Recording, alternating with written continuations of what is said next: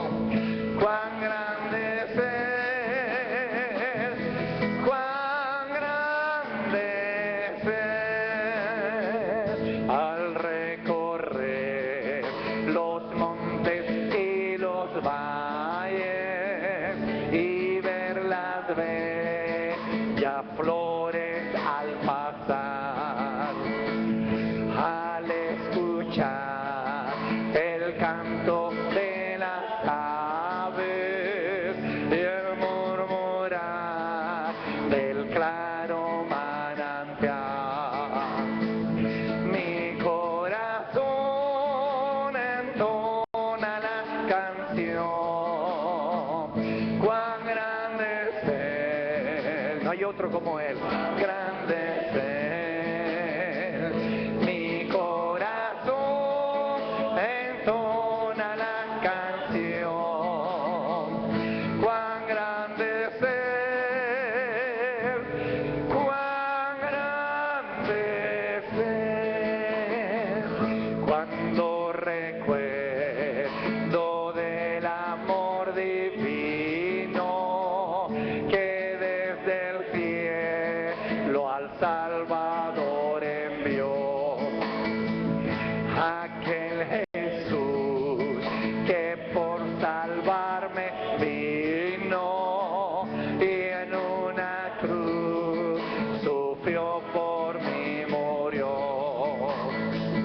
Mi corazón entona la canción. Cuán grande es Él, cuán grande es Él. Mi corazón entona la canción. Cuán grande es Él, cuán grande es Él. Cuando el Señor me llame a su presencia, al dulce hogar, al cielo de esplendor, aquel Jesús. Me equivoqué.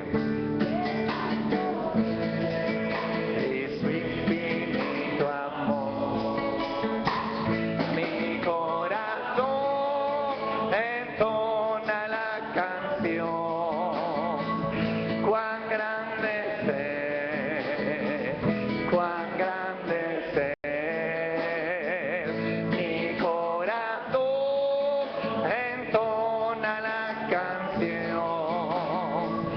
Cuán grande es Él, cuán grande es Él. Aleluya. No hay nadie tan grande como tú, Señor. Tú creaste el cielo, la tierra, el mar y todo lo que en ellos hay con solo el poder de tu palabra. Es por eso que tu pueblo te alaba y te adora y te bendice.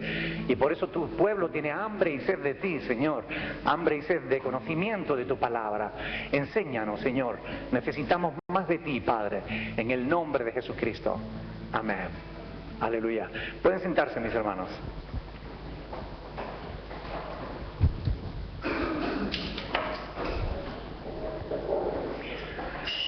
Muy bien, quiero aprovechar para dar la bienvenida en este momento pues a las personas que nos están viendo a través de internet. Hay hermanos nuestros en la fe que nos están viendo desde Colombia. Nuestra hermana Olga nos está viendo desde allí. Desde aquí le damos un saludo y un abrazo para ella. Nuestra hermana Lilia desde Venezuela nos está viendo y también le damos un saludo. Nuestra hermana Teo y Mina desde Las Palmas de Gran Canaria, Montaña desde la frontera, Paco y María del Mar desde Arcos, Rosy desde el puerto de Santa María. Hay mucha gente que nos está viendo por internet en este momento.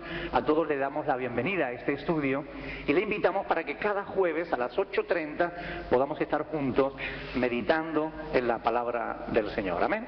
Así que nosotros disponemos nuestro corazón ya para comenzar el estudio que tenemos sistemático. Recordar a quienes nos ven por internet que pueden llamar y participar de este estudio, pues llamando por teléfono al 928-850645.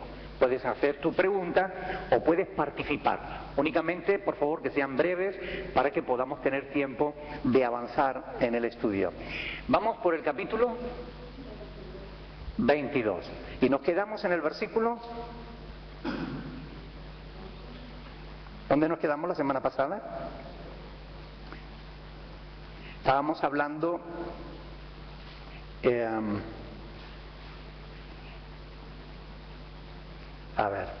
capítulo 22, versículo 11, ¿verdad? Allí nos quedamos hablando de la luz y la voz que el apóstol Pablo vio en el camino a Damasco. Él está dando su testimonio delante de aquella multitud que era lo que pretendía aquella multitud: matar al apóstol Pablo. Le habían visto en el templo y le habían sacado a rastras del templo acusándolo de que él pues estaba yendo contra los judíos, contra la religión judía, enseñando a la gente que no debían creer en Moisés, que no debían guardar las leyes de las costumbres judías ni las leyes que Dios les había dado a través de Moisés, y por eso el pueblo se levantó en un tumulto tratando de matar al apóstol Pablo. El tribuno romano con sus centuriones y sus soldados acudieron. Estamos poniéndonos en situación, ¿verdad? Haciendo un recuerdo de lo que estudiamos la semana pasada. Acudió, lo tomaron preso, y cuando lo iban a encerrar en la fortaleza, el mismo apóstol Pablo pidió, ¿qué pidió?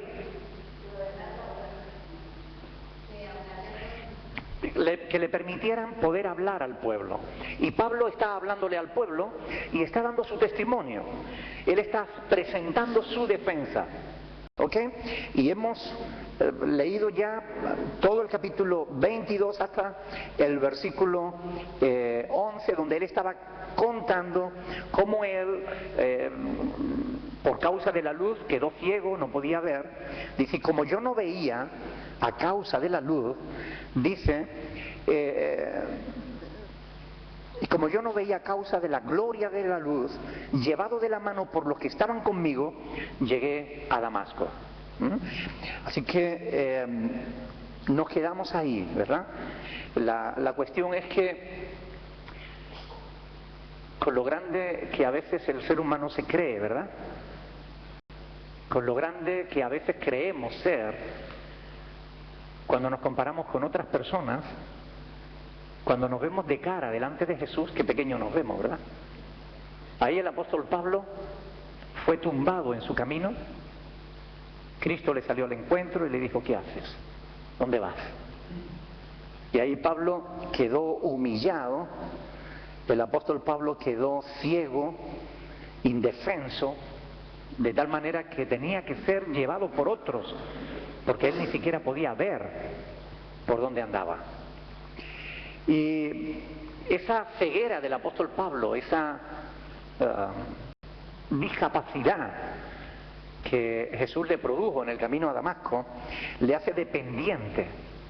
A partir de ese momento el apóstol Pablo tiene necesidad que otros les muestren el camino por donde debe andar, que otros le cuiden. Y yo creo que eso es una buena imagen de lo que ocurre cuando una persona, sea quien sea, se convierte al Evangelio. Es como si comenzáramos a ver algo que antes no veíamos, pero aún no vemos todo lo claro que debemos ver, y necesitamos que otros nos ayuden, nos marquen el camino. Esto necesitamos que nos enseñen. Alguien dice, hay grupos cristianos que dicen que los pastores no son necesarios, no creen en el ministerio pastoral. Y esto lo afirman porque dicen que en la iglesia del Señor todos son iguales y no tiene que haber unos que sean pastores y otros que sean feligreses normales, sino que todos somos reyes y sacerdotes. Y sí, eso es verdad, todos somos sacerdotes de Dios. Pero yo quiero que ustedes vean conmigo el libro de Efesios, capítulo 4, versículo 11. Efesios, capítulo 4, versículo 11. Y quiero hacerles dos preguntas. Vamos a leer este versículo primero. ¿Quién lo quiere leer? El mismo constituyó a otros apóstoles, a otros profetas y a otros evangelistas, y a otros pastores y maestros. Lea también el 12. A fin de perfeccionar a los santos para la obra del ministerio, a la edificación del cuerpo de Cristo. Cuando la palabra de Dios aquí, esta es una carta que escribe ¿quién? El mismo apóstol Pablo. Más adelante, él escribe esta epístola. Cuando él dice aquí, él mismo constituyó a unos apóstoles, a otros profetas, a otros evangelistas, a otros pastores y maestros, ¿a quién se refiere Pablo diciendo él mismo? Levanten la mano. A ver, Alejandro. Sí, dígalo fuerte para que se oiga. Jesús, él mismo constituyó. El contexto, si leemos los versículos anteriores, vemos que nos está hablando justamente de Jesús. Dice, y él mismo constituyó. Ahora, la otra pregunta es, si Cristo lo constituyó, y ciertos grupos de cristianos dicen que los pastores no son necesarios, la pregunta es la siguiente: ¿quién se equivoca? ¿Cristo o ese grupo de cristianos? Porque si Cristo los instituye, y los instituye con un objetivo, con un propósito. ¿Cuál es el propósito con el cual los instituye? Para edificar la iglesia, para preparar a los santos, ¿verdad? ¿Y quiénes son los santos? San Pedro, San Pablo, San Juan, bueno, Santa Estela, Santa Karen, San Alex, San Andrés. Nosotros somos los santos, los que hemos sido santificados en Cristo Jesús. Amén. Por fe, nosotros somos santificados en Cristo, llamados santos, dice el apóstol Pablo en 1 Corintios. Por tanto, Jesús instituye los ministerios con el propósito de que los pastores ayudemos a los cristianos a perfeccionarse, a descubrir sus dones, a descubrir sus talentos y a enseñarles la palabra de Dios. Cuando Jesús se fue a despedir de los apóstoles, en Mateo capítulo 28, versículos del 18 al 20, Jesús les dijo, toda potestad me es dada en el cielo y en la tierra. Por tanto, id y haced discípulos a todas las naciones, bautizándolos en el nombre del Padre, del Hijo y del Espíritu Santo. ¿Y qué más?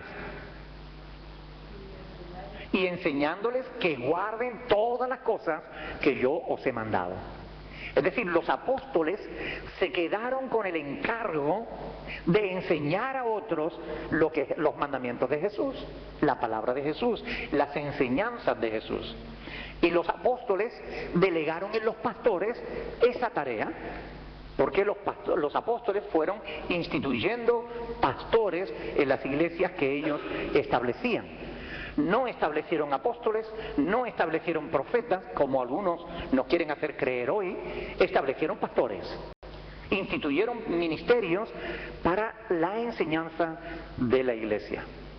Y somos los pastores los encargados de hacer que los creyentes que se convierten a Cristo, las personas que vienen a la iglesia, que puedan ir conociendo cada vez más la palabra de Dios.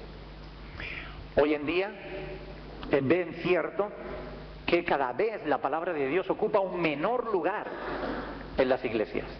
Desgraciadamente, cada vez ocupan más lugar las canciones, los espectáculos, los testimonios, que sí, que a veces se habla de Dios y a veces se habla de otras cosas, pero la palabra de Dios cada vez tiene menos lugar en la iglesia. Cuando es la palabra de Dios lo que realmente debe ser predicado y enseñado, muchas iglesias están enseñando psicología humana en vez de enseñar la palabra de Dios. Otros están enseñando filosofías humanas en lugar de enseñar la palabra de Dios. Pero Jesús dijo, enseñándoles que guarden los mandamientos que os he dado. Eso es lo que tenemos que transmitir.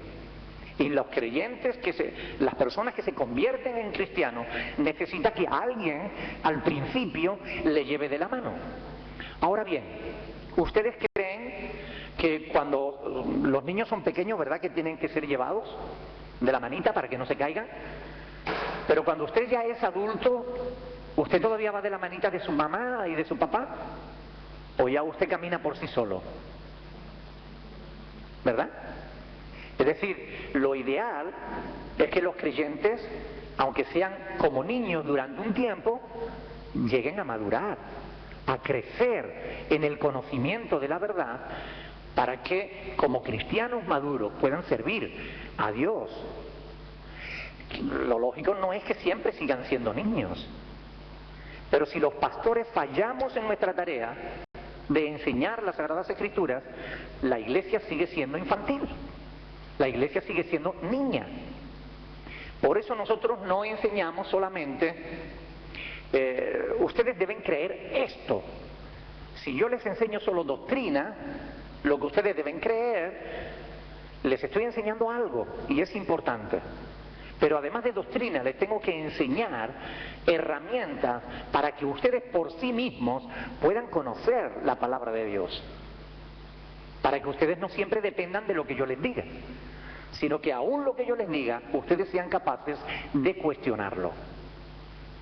Como aquellos que eran discípulos de Berea, que cada día escudriñaban las Escrituras para ver si lo que le predicaban los apóstoles era correcto, era verdad, conforme a las Sagradas Escrituras.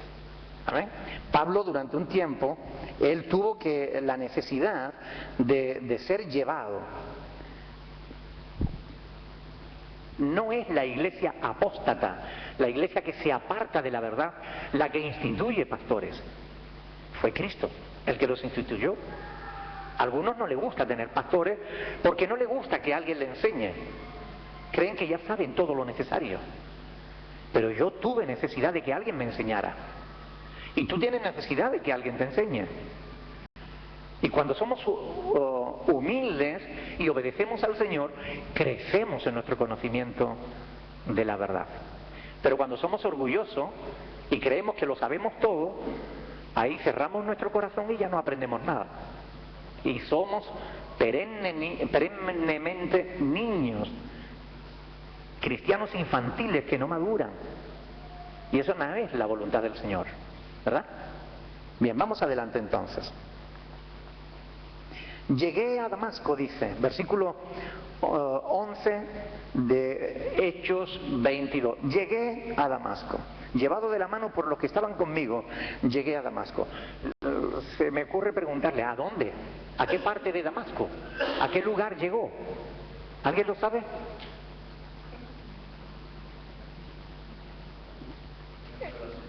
¿Cómo? Pues no sabemos. No sabemos si fue al centro o a la periferia. La palabra de Dios no nos lo dice, ¿verdad? Pero sabiendo que el apóstol Pablo llevaba cartas del Sanedrín de Jerusalén autorizándole a perseguir a los cristianos y demás, seguro que iba recomendado y que posada no le iba a faltar. O sea, seguramente él buscaría a la sinagoga o al sumo sacerdote o al rabino de la sinagoga o algún hermano en concreto, ya él tendría sus contactos allí, ¿verdad? Lucas no nos lo dice exactamente a dónde fue dentro de Damasco, pero conociendo como conocemos al pueblo judío y sus costumbres, sabemos que los judíos por naturaleza son gente muy hospedadora, ¿verdad? Y de esto es algo que nosotros hemos hablado en diferentes ocasiones. La importancia de la hospitalidad, de practicar la hospitalidad. Porque cuando practicamos la hospitalidad, estamos practicando la voluntad de Dios. No es que le abramos nuestra casa a cualquiera, pero si viene un hermano y necesita lugar, ábrele las puertas de tu casa, porque Dios te va a bendecir. ¿Ok? Y Pablo, pues seguramente tuvo la hospitalidad de alguien que le recibió en casa. Ese es un rasgo que todos los cristianos debiéramos tener. Ahora, Pablo nos está contando aquí, en este testimonio que él está dando, cómo llegó a los pies de Cristo. La verdad es que cada creyente tiene su propia historia, ¿verdad? Si yo les preguntara a cada uno de ustedes, estaríamos oyendo historias diferentes, porque no todos llegamos a conocer del Señor de la misma manera. Creo que es un error pretender que como yo conocí al Señor así tiene que ser todo el mundo. Y si tú no has conocido al Señor como lo he conocido yo, entonces que tú no has conocido al Señor. Esas son posturas religiosas extremas que no se deben, que además no tienen razón. ¿Eh?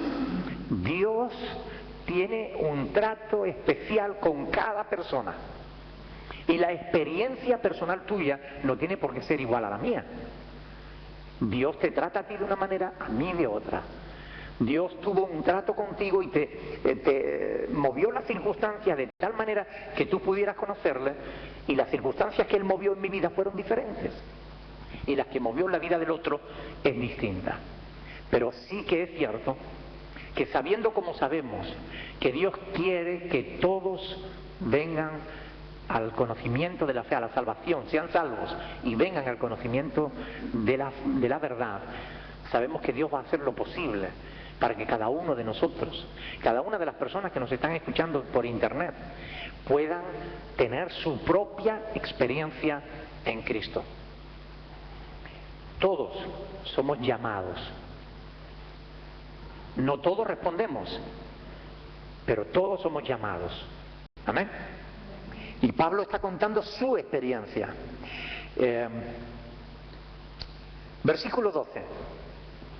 Entonces uno, llamado Ananías, varón piadoso según la ley, que tenía buen testimonio de todos los judíos que moraban allí, o que allí moraban, vino a mí, dice Pablo, y acercándose me dijo: hermano Saulo, recibe la vista. Y dice Pablo, y yo en aquella misma hora recobré la vista y lo miré. Entonces aquí tenemos algo interesantísimo, ¿verdad? La palabra de Dios, vamos avanzando y nos da pie para poder profundizar en ella, ¿verdad? Este Ananías era cristiano. Perdón, Víctor. No, este Ananías que está en el capítulo 5, está aquí de varón piadoso según la ley que tenía buen testimonio. Es igual que está en Hechos 5. En Hechos 5. A ver. Hechos capítulo 5, versículo 1.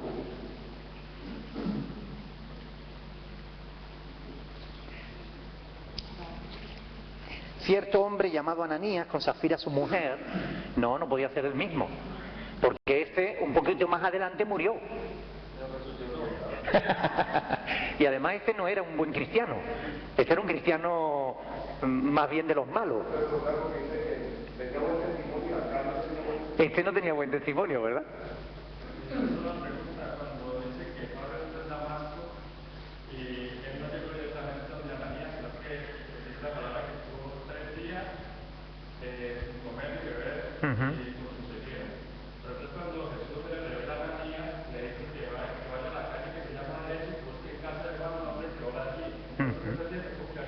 Claro, claro, allí fue donde Pablo fue. Jesús sabía dónde él estaba. Él lo sabe todo, ¿verdad? ¿Perdón? Sí, Pablo llega a Damasco a la calle derecha. Pero decimos, ¿a dónde llega? No sabemos exactamente a casa de quién, ¿no? Pero sabemos dónde va a estar, ¿no? Donde Jesús mismo va a mandar a Ananías que vaya por él. Ahora vamos a hablar de ese tema, ¿no? Ahora, pero yo les preguntaba a ustedes, ¿este Ananías era cristiano o judío? A ver, Alejandro. Judío devoto.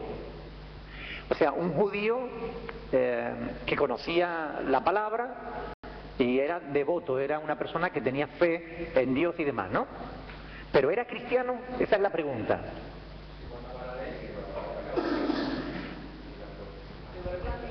A ver, ¿alguien le ha levantado la mano?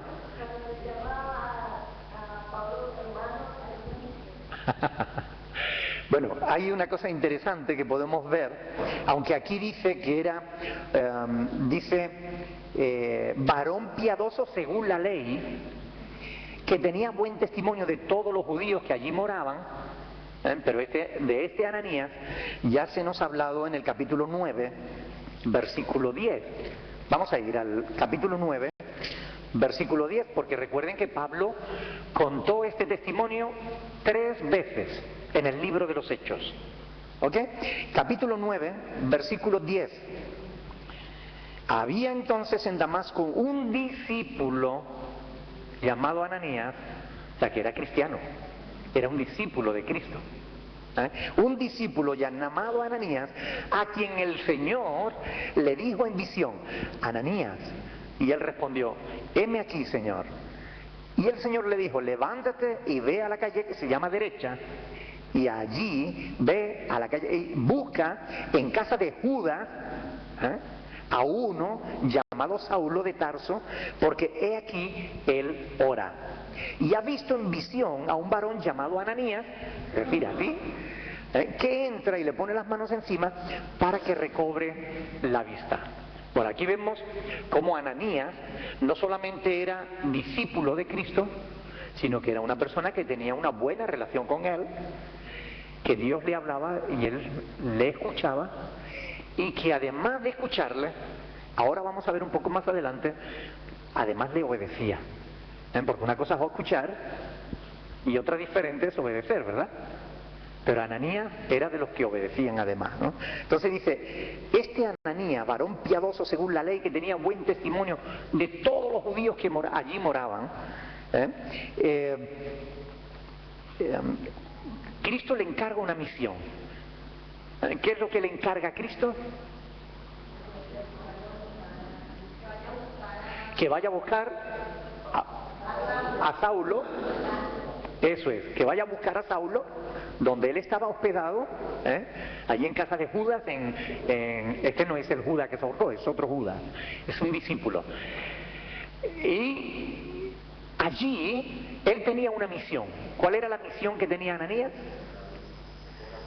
Orar para que recuperara la vista. Hugo. Perdón. Entonces, esta era la misión. ¿Era una misión fácil? ¿Sí? ¿Qué?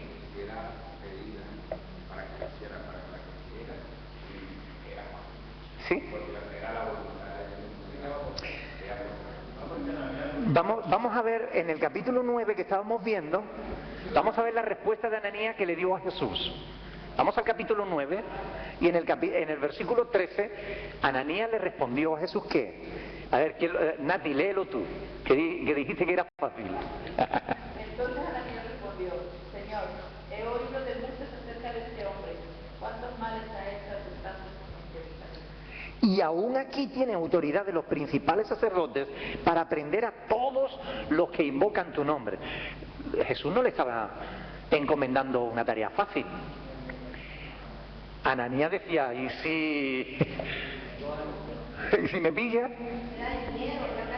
Claro, él tenía que enfrentar sus temores. No era una tarea fácil.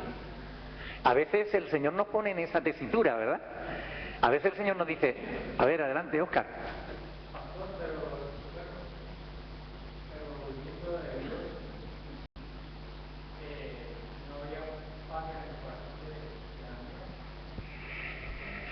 No, lo que había era preocupación, lo que había era temor. No, Jesús le manda, pero Jesús nos manda a veces a hacer cosas que son un poco peligrosas. La cuestión estriba en que Ananías simplemente está conversando con Jesús y le dice, pero Señor, si este es un mal elemento, si este nos está persiguiendo y nos está encerrando en cárcel a todos los que invocamos tu nombre, ¿no? Entonces él lo que está es hablando con él y poniéndole las objeciones, ¿no? Pero después le dice, ve, le dice el Señor, ¿no? ¿Y qué hace Ananías? Va. O sea que él no se resiste, simplemente le estaba diciendo al Señor, pero Señor, ¿tú te acuerdas de que este nos está llevando a la picota? Entonces Jesús le dice, sí, pero ve, porque me es útil.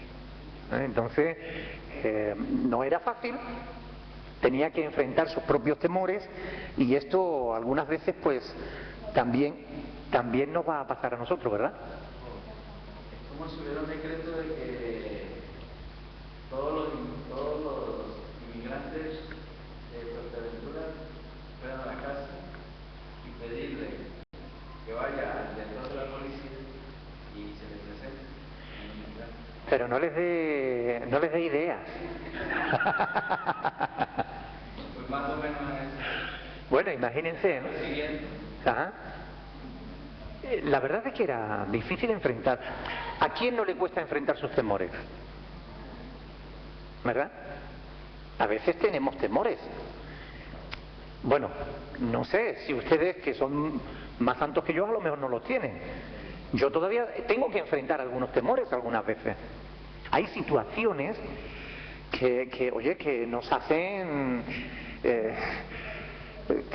temer. Que parece que lo desbordarán ahora. Efectivamente, hay situaciones que parece que te van a desbordar, que se te hace una tarea difícil, ¿no? Y sin embargo, si confiamos en el Señor, vamos a ir adelante.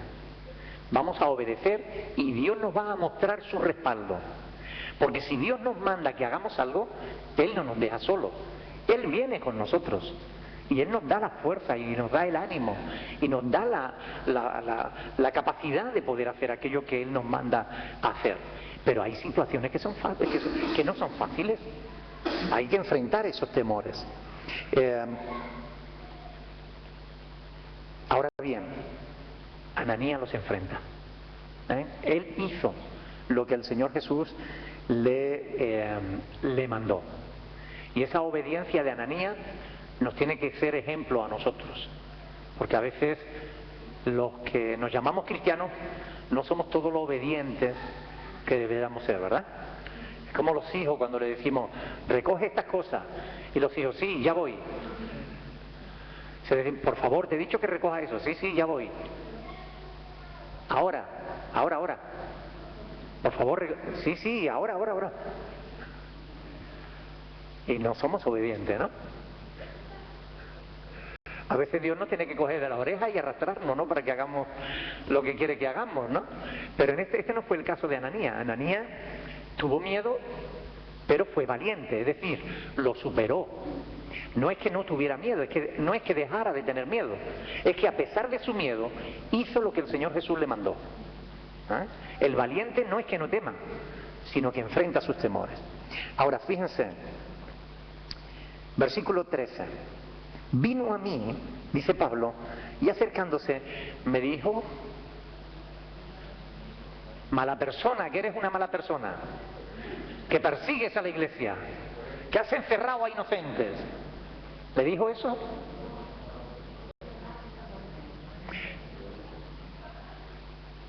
Ananías fue muy respetuoso con Saulo a pesar de quién era y de lo que había hecho.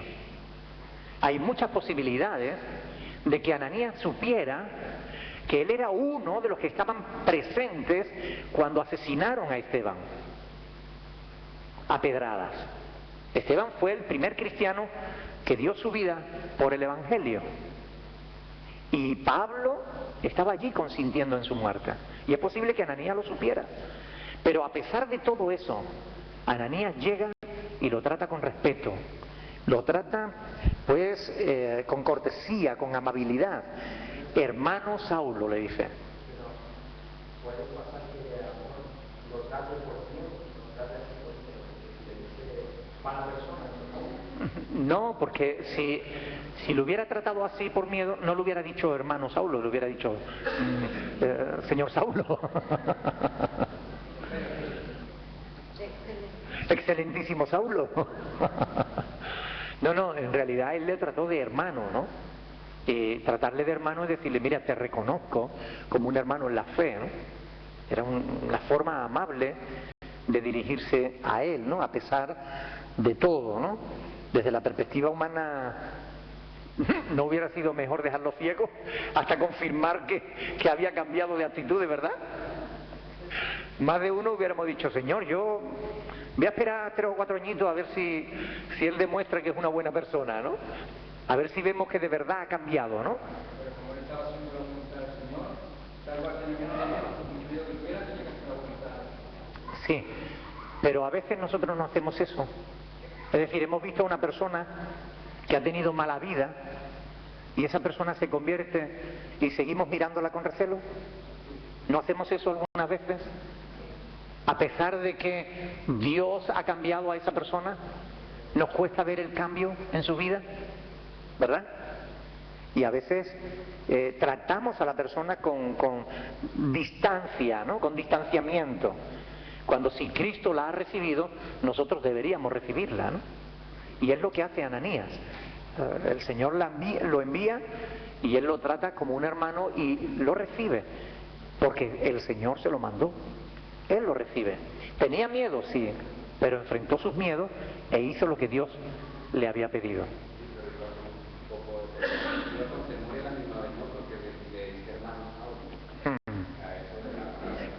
Yo creo que en el momento en el que él expresó su temor delante de Jesús y Jesús le dijo, ve, yo creo que ahí ya él tomó la decisión de superar su miedo, ¿no?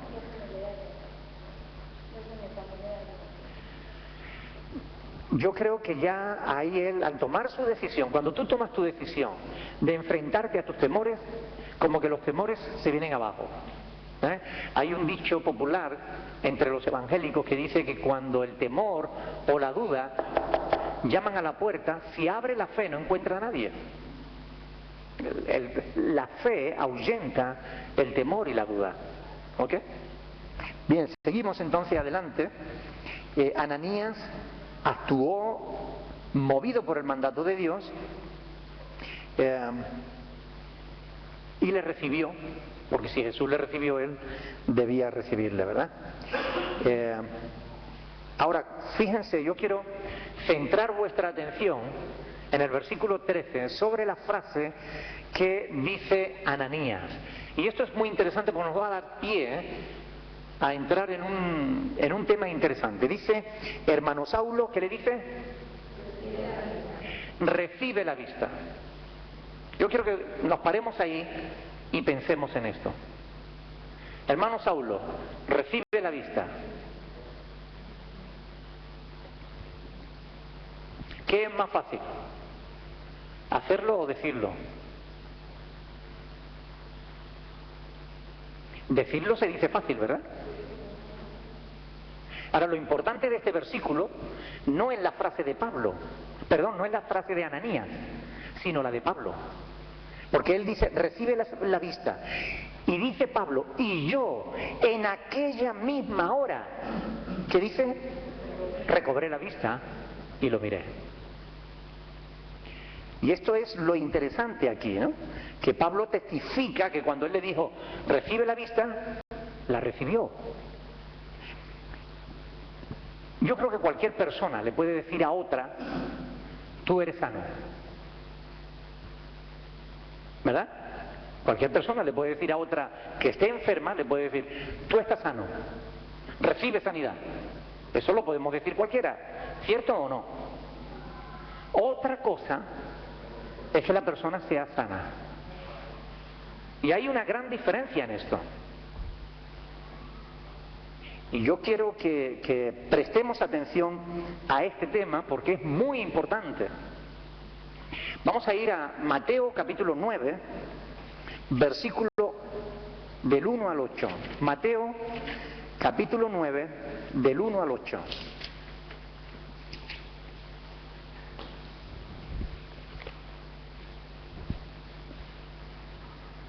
¿Lo tiene? Dice la palabra del Señor. Entonces, entrando Jesús en la barca, pasó al otro lado y vino a su ciudad. Y sucedió que le trajeron un paralítico tendido sobre una cama. Y al ver Jesús la fe de ellos, dijo al paralítico, ten ánimo, hijo, tus pecados te son perdonados. Él no le dijo, queda sano. Le dijo, ten ánimo, tus pecados te son perdonados. Cuando yo leía esto, yo decía, Señor, ¿por qué no lo sanaste? En ese instante, cuando lo vio, tendido sobre una cama. No, le dijo, ten ánimo. Porque no siempre Cristo va a sanar a los enfermos. Escúchenme bien. Yo sé que esto puede sonar un poco fuerte, pero lo hemos visto en la Escritura y lo hemos visto en la experiencia personal a lo largo de toda la historia de la cristiandad. Hemos orado por algunas personas y han quedado sanas. Hemos orado por otras personas y no han quedado sanas. Y algunos se cuestionan. ¿Por qué? Otros, de mal corazón, encima acusan al enfermo y le dicen, es que no tenía fe suficiente. Pero no es esa la verdadera razón. La verdadera razón es que Dios es soberano. Y Él sana a quien quiere sanar. Y a quien no quiere sanar, no lo sana. Y esto no hace mala persona a Dios. Dios es bueno. Siempre permanece siendo bueno. Ahora, ¿por qué a unos sana y a otros no? ¿Hace Dios acepción de personas? No. Pero el plan de Dios para cada persona es diferente. A unos Dios los sana instantáneamente. A otros vemos que lo sana paulatinamente. ¿Recuerdan aquel que no veía y al principio de untarle barro en los ojos y lavarse, empezó a ver como gente borrosa, hombres como árboles, decía? Y después se lavó otra vez y ya vio completamente. Es decir, nos habla de un proceso de sanidad. Pero hay otros en los que Jesús no lo sana. Y yo creo que debemos aceptar la voluntad de Dios, nos guste o no nos guste. A este lo que Jesús le dijo es, ten ánimo, hijo, ten ánimo. Y a veces el ánimo nos ayuda a soportar la enfermedad. Tus pecados te son perdonados. Esta es la verdadera enfermedad que mata al ser humano, el pecado. Esta es la enfermedad de la que Cristo vino a librar a todo el mundo, a todo el que quiera creer en Él. La enfermedad física no es importante, porque es temporal. Pero la enfermedad del pecado es eterna. Te puede matar para siempre, te puede llevar al infierno y encerrarte allí para no salir. Ahora bien, si seguimos leyendo, dice, entonces algunos de los escribas decían dentro de sí, este blasfema. Y conociendo Jesús los pensamientos de ellos, dijo, ¿por qué pensáis mal en vuestros corazones? Porque ¿qué es más fácil decir? ¿Los pecados te son perdonados? O decir, levántate y anda. Y ahora viene la razón por la cual lo sanó. Y quiero que presten atención a esto. Dice, pues para que sepáis que el Hijo del Hombre tiene potestad en la tierra para perdonar pecados, dice al hombre, dice entonces al paralítico, levántate, toma tu cama y vete a tu casa. Y él entonces se levantó y se fue a su casa. O sea, la razón por la cual lo sanó no fue tanto el propio enfermo, como el hecho de demostrar el poder sobrenatural que él desplegaba en su ministerio. Esta es la realidad. Nos puede gustar o ser más romántico que dijéramos, no, lo sanó porque se preocupaba de él o porque... No, la verdad es lo que nos dice la palabra de Dios. ¿Quiere decir que Jesús no se preocupaba del enfermo? Claro que sí. Él ya sabía que lo iba a sanar antes de sanarlo. Pero es importante que nosotros tengamos en cuenta esto. Si le decimos a alguien, tú eres sano, que después esa persona esté sana. Porque si no, metimos la pata. ¿Entienden lo que les quiero decir? Bien. ¿Por qué les digo esto? Porque yo he oído a personas decirle a un enfermo, tú estás sano, declara sanidad. Y esa persona no está sana. Ni Dios le dio palabra para decir eso. Y si alguien no tiene un mandato claro de Dios, como Ananías lo tenía, ve a la calle derecha, allí a casa de Judas, que allí hay uno que está orando, pon las manos sobre él y para que reciba la vista. Ananías tenía un mandato de Dios. Ve y ora por Pablo. Si tú no tienes un mandato de Dios claro para ir y orar por una persona y declarar esa sanidad, ora, pero no declare la sanidad hasta que Dios te lo haya dicho, que lo va a sanar. porque si lo haces, estarás cometiendo un terrible pecado. Yo quiero que lean conmigo en el verso 9 de capítulo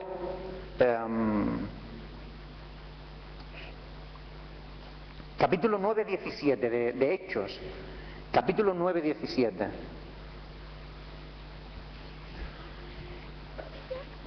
Aquí dice Ananías, ¿por qué él le declara sano? Dice, fue entonces Ananías y entró en la casa, y poniendo sobre él las manos, dijo, hermano Saulo, el Señor Jesús, que se te apareció en el camino, por donde venías, me ha enviado para que recibas la vista y seas lleno del Espíritu Santo. El Señor Jesús me ha enviado para esto, para que recibas la vista. Ananías tenía claro de que no era un impulso de su corazón, no era un momento emocional. No, yo tengo fe de que Dios te va a sanar. Un momento, tú puedes tener toda la fe del mundo, pero si no tienes una palabra clara de parte de Dios, no declares una sanidad, porque estarás cometiendo un pecado. Y vamos a ver por qué digo esto. Vamos a ir a Isaías capítulo 53, versículo 4. Este es un pasaje que mucha gente interpreta mal. Isaías capítulo 53, versículo 4. Ya hemos hablado de este tema en otras ocasiones. Una vez más lo recalco para que podamos tenerlo claro. ¿Alguien quiere leer este pasaje? Isaías 53, 4. Ciertamente llevó él nuestras enfermedades y sufrió nuestros dolores, y nosotros le tuvimos por azotado, por herido de Dios y abatido. Amén. Ciertamente llevó él nuestras enfermedades. ¿Bebe? Aquí dice que Jesús llevó nuestras enfermedades. Esto dicen algunos. Por consiguiente, el cristiano no tiene que estar enfermo. Y dicen, si un cristiano está enfermo, es porque está en pecado. Eso es una blasfemia, es una mentira. Porque la palabra de Dios nos enseña, vamos a ir a Mateo capítulo 8, verso 17. Mateo 8, 17, donde vamos a ver el cumplimiento de esta profecía. Mateo capítulo 8, verso 17. Vamos a leerlo desde el 16 al 17.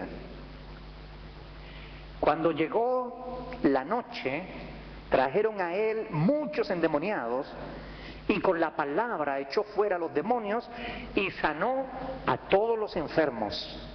¿Para qué?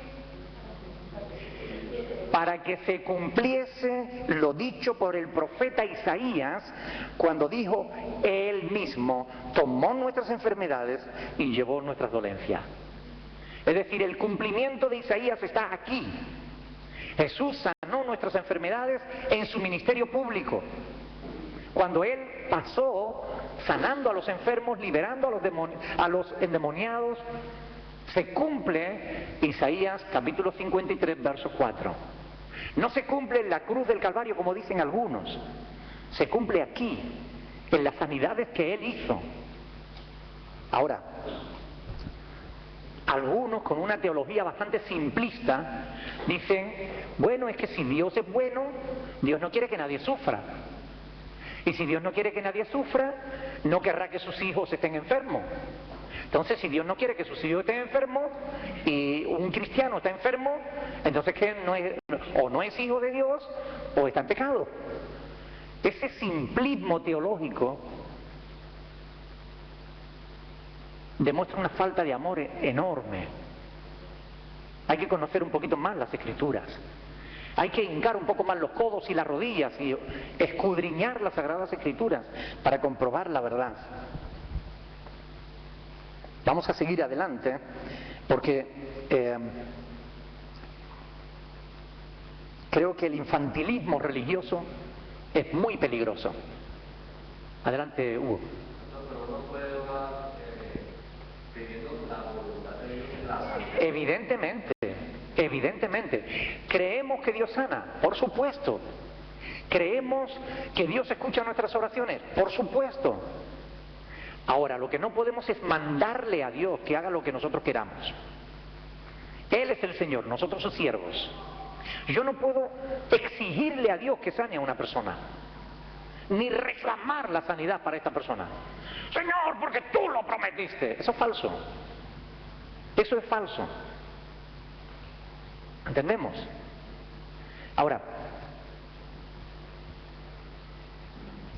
hay que conocer las Escrituras para dejar de ser niños. Vamos a leer un pasaje en el libro de Ezequiel que nos habla de lo serio que es declarar sanidad cuando Dios no ha hablado. Ezequiel capítulo 13. Ezequiel capítulo 13, versículo del 2 al 8.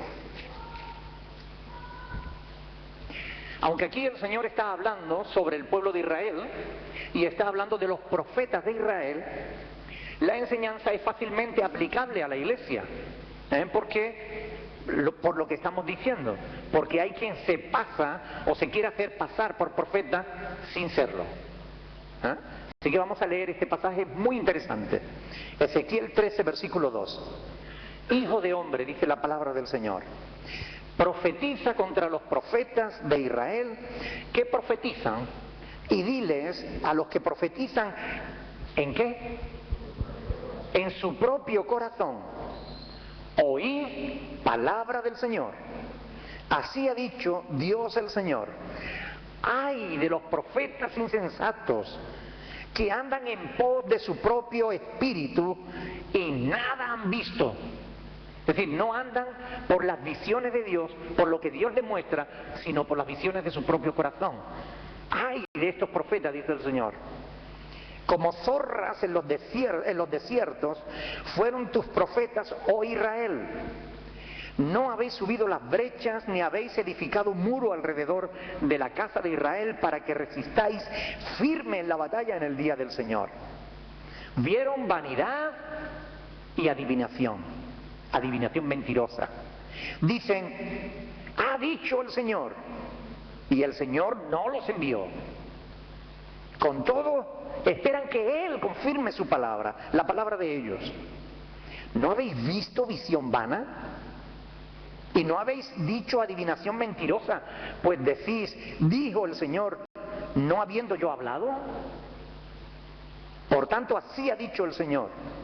Por cuanto vosotros habéis hablado vanidad y habéis visto mentira, por tanto, he aquí yo estoy contra vosotros, dice Dios el Señor.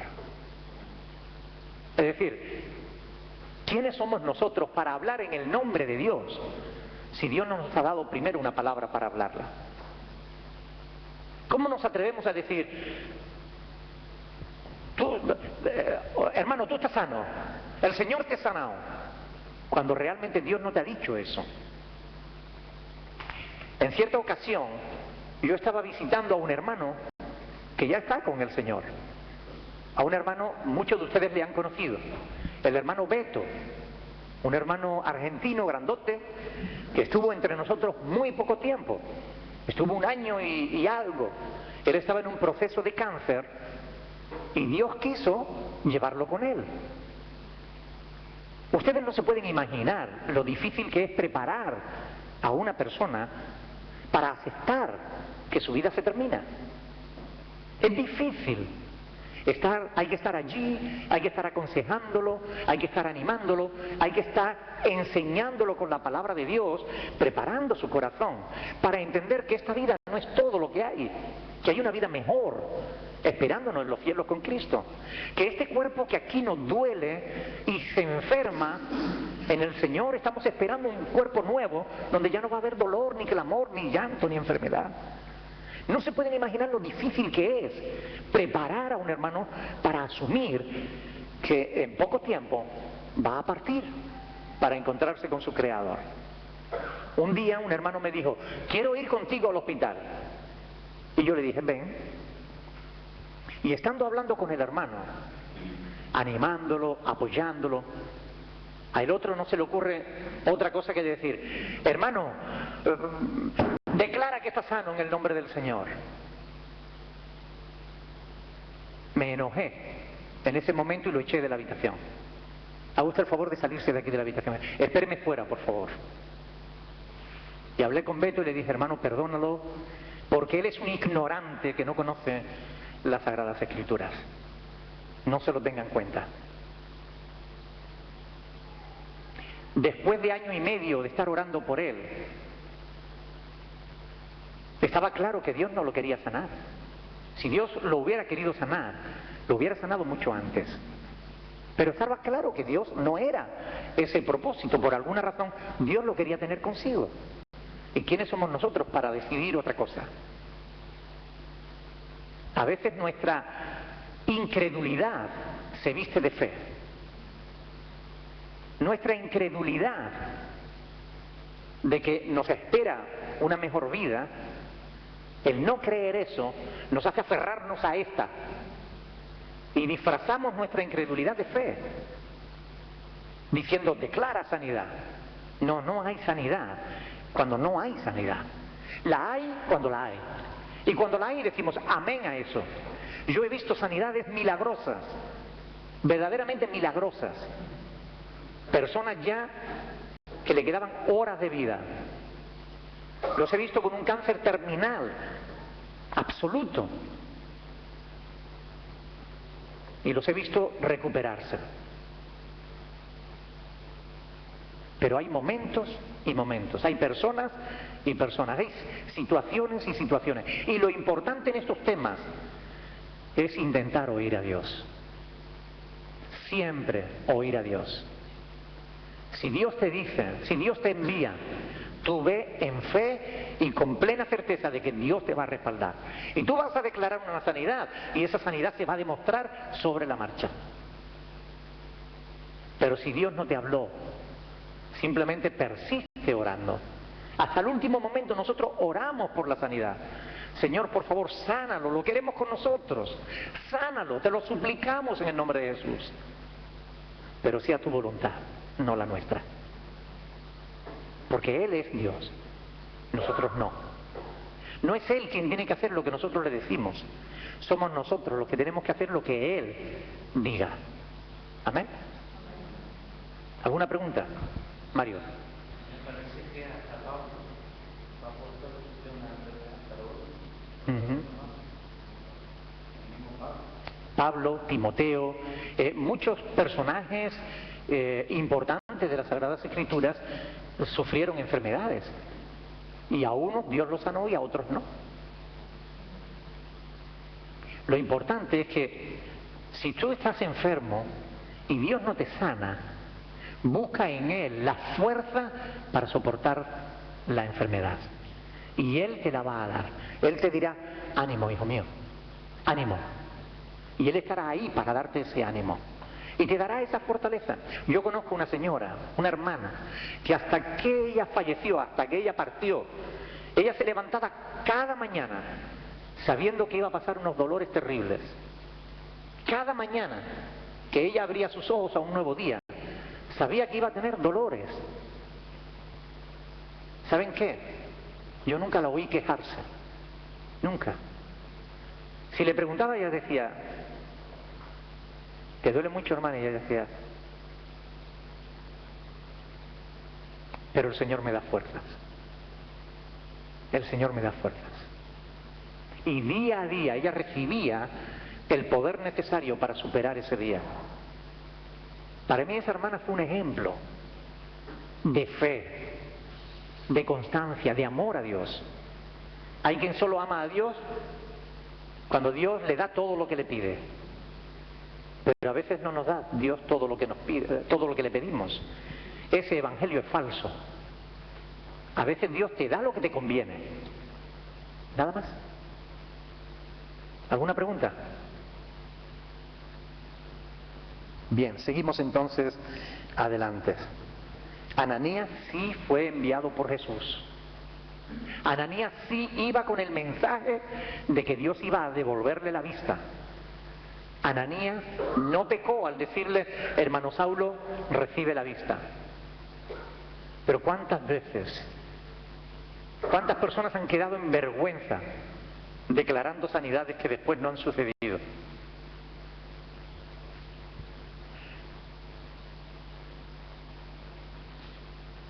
Sabemos que el Señor tiene poder para sanar, pero solo en caso de que Dios nos dé una palabra específica declararemos la sanidad. ¿Por qué no la declaramos nosotros? La declara Él.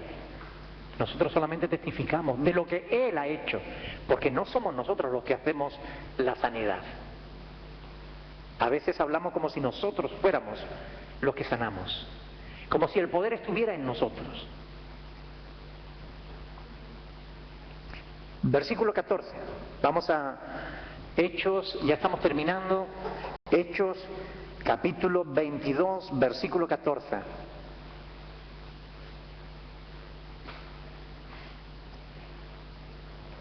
Y él dijo, el Dios de nuestros padres te ha escogido para que conozcas su voluntad y veas al justo y oigas la voz de su boca. El Dios de nuestros padres te ha escogido.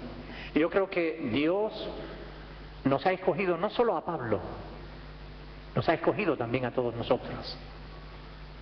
La palabra de Dios dice en Primera de Pedro, capítulo 2, verso 9, que somos pueblo escogido, real sacerdocio, nación santa, pueblo adquirido por Dios, para que anunciemos las virtudes de aquel que nos llamó de las tinieblas a su luz admirable. Amén.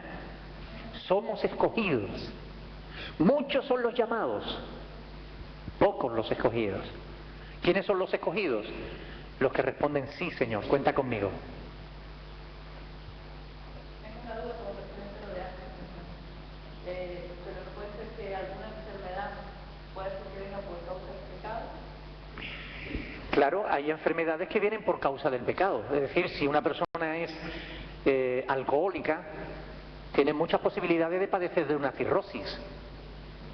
Pero no todas las cirrosis son provocadas por el alcohol. Conozco una señora que jamás bebió y padeció cirrosis. O sea, es verdad que hay enfermedades que están producidas directamente por el pecado, pero también es verdad que no todas las enfermedades están provocadas por un pecado directo.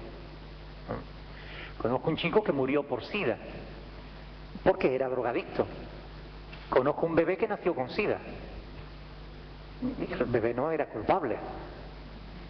¿Ok? Entonces hay que tener cuidado con decir, bueno, pues si está enfermo es que tiene un pecado, ¿no? No.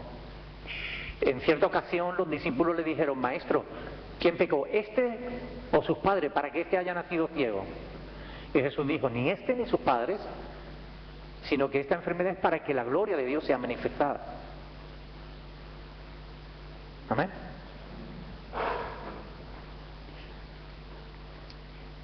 Como decía, el Señor nos ha escogido. ¿Para qué? Para que conozcas su voluntad. Pero saben, me da la impresión de que las iglesias evangélicas hoy en día están llenas de gente que no conoce la voluntad del Señor.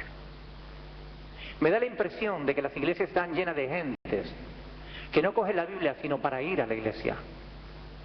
Que las iglesias evangélicas están llenas de gentes que no saben cuál es la buena voluntad de Dios, agradable y perfecta. Son gente insensata. Y no solo las iglesias evangélicas. Hablo de las iglesias evangélicas porque nosotros somos evangélicos. Ni que decir tiene el católico, que va a la iglesia y siempre escucha las mismas cosas y que él sabe lo que va a decir el cura antes que el cura lo diga. Todavía mucho más ignorancia de la palabra de Dios. Ni que decir tiene de otros grupos que ni siquiera tienen la Biblia. Pero el que dice que es cristiano, el que dice que es discípulo de Cristo, debe conocer la palabra de Cristo, las enseñanzas de Cristo, sus doctrinas, la Sagrada Escritura. Debe conocer la voluntad de Cristo. Porque si no conoces la voluntad de Cristo, ¿cómo podrás vivirla? ¿Cómo podrás hacerla? Esa es una de las características que evidencian si tú eres un verdadero cristiano, si tú eres un verdadero discípulo de Cristo. Jesús lo dijo: si permaneciereis en mi palabra, seréis verdaderamente mis discípulos y conoceréis la verdad, y la verdad os hará libres. Sí, es un condicionante. Si permanecéis en mi palabra. Si no, no. Así que Dios nos ha escogido para que conozcamos su voluntad. Escudriñemos las Sagradas Escrituras. Jesús lo dijo en Juan capítulo 5, verso 39. Lo pueden ver. Escudriñar las Escrituras. Es un mandamiento de nuestro Señor Jesucristo. Yo les invito a todos los que estáis aquí y a los que nos están viendo a través de internet, por favor, conozcan la voluntad de Dios. Dios les creó con un propósito determinado. Dios les hizo con un propósito, con un objetivo que ustedes deben conocer. Próximo jueves, si Dios lo permite, seguiremos escudriñando las Sagradas Escrituras.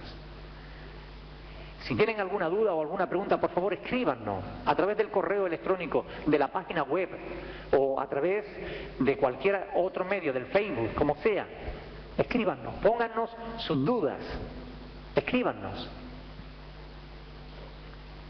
y escudriñemos las Escrituras para conocer al Señor. Amén. Bien, vamos a dar por terminada aquí esta reunión, pero antes vamos a hacerlo poniéndonos de pie para hacer una oración, para poner nuestras vidas delante del Señor.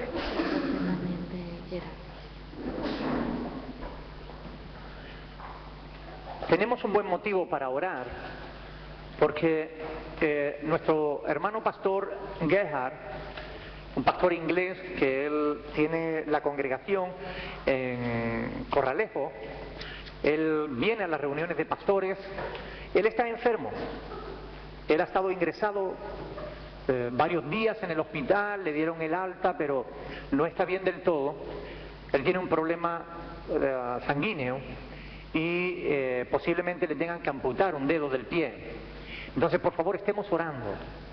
Levantemos un clamor delante del Señor, pero un ruego, no un mandato, una súplica, no un reclamo. Pidámosle a Dios que Él haga su voluntad, pero que la nuestra es que lo sane. Amén. Vamos a orar y vamos a pedirle al Señor que Él haga su voluntad. Padre amado, en el nombre de Jesucristo, te damos gracias por esta palabra, Señor, que tú has dejado, para que cada día podamos escudriñarla, para que podamos conocerte más, conocer tu voluntad. Ayúdanos, Señor, a perseverar en tu palabra. Queremos ser realmente discípulos tuyos. Necesitamos que nos enseñes a conocerla, a entenderla. Por favor, ayúdanos en el nombre de Jesús. Y queremos aprovechar para ponerte a nuestro hermano pastor Gerhard, Señor, en tus manos. Por favor, te lo suplicamos, Señor, con todo respeto, sánalo. El deseo de nuestro corazón es de que lo sane, Señor, que podamos ver esa sanidad, que podamos glorificar tu nombre en su vida. Señor, por favor, te lo suplicamos en el nombre de Jesucristo. Como has sanado a muchos otros, como lo has hecho muchas veces antes, te lo suplicamos, Señor. Sánalo en el nombre de Jesucristo. Para el bien de nuestro hermano Gerhard, para el bien de su esposa, de la congregación que ellos pastorean. Sánalo, Señor, en el nombre de Jesús. Amén. Y Padre, ahora cuando salgamos de aquí, llévanos a casa con tu paz y con tu bendición. Y te pedimos una bendición especial para todos aquellos que nos ven a través de internet. Por favor, que estos estudios sean de bendición para sus vidas. En el nombre de Jesucristo. Amén. Amén. Dios les bendiga, mis hermanos. Nuestra hermana Marlene se marcha. Venga para acá, mi hermana Marlene. Nuestra hermana Marlene se marcha nada más y nada menos que para Corea. Más lejos no podía irse. Se nos marcha para Corea. Así que vamos a orar mañana mismo cuando se va. Mañana mismo se va. ¿Y se va por cuánto tiempo? Un mes. ¿Te parece poco? Un mes. Señor Jesús. Vamos a orar para que Dios la bendiga a nuestra hermana. Padre Celestial, muchas gracias, Señor, por tu cuidado, por tu amor para con tus hijos. Queremos ponerte a nuestra hermana Marlene, Señor, delante de ti. Rogarte y encomendarte que tú la guardes y la protejas, que levantes una muralla espiritual de protección alrededor de ella, que tus ángeles la guarden y la protejan y la bendigan, de tal manera, Señor, que tú la lleves con bien, la hagas disfrutar de su estancia allí y la traigas con bien. Que ella allí pueda aprovechar su tiempo para hablar de tu palabra, para dar testimonio de ti, Señor, de lo que tú has hecho en su vida, de lo que quieres hacer a través de ella. Señor, te lo rogamos en el nombre de Jesús, que cada paso que ella dé, ella pueda verte a ti en cada uno de esos pasos. Te lo pedimos en el nombre de Jesús. Guarda también, Señor, a nuestra hermana Zuli y bendícela, porque va a necesitar más, Señor, de ti que la hermana Marlene.